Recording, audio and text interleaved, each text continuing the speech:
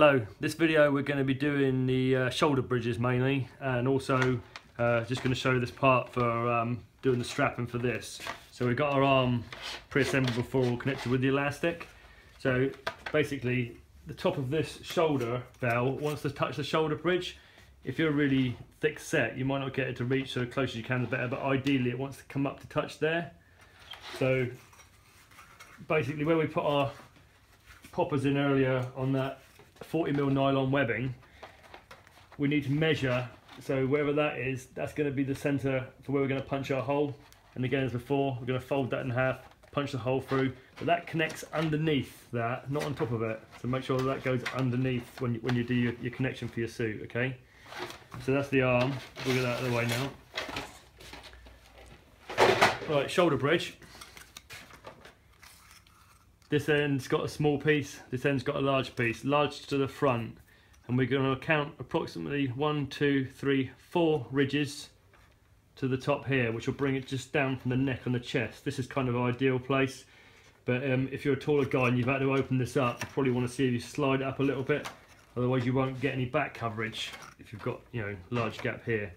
So I like to do this on myself or on a mannequin to make sure that I'm lining up, because if you're offset then you're not going to get it. So basically I can glue this up and pop it in place so I know I'm flowing right.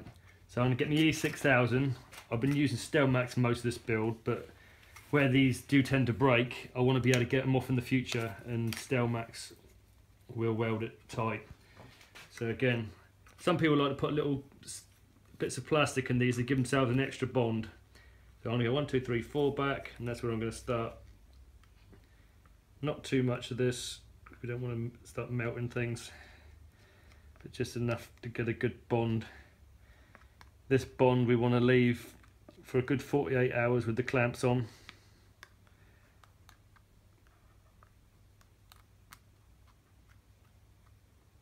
Right, so we've got a nice splodge on there now. Get my lid back on here.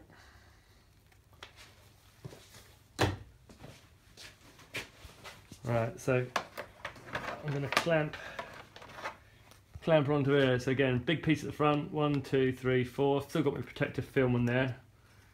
So when I've set her up to there, move my clamp, bang it on, check that we're flowing all right, which that one is.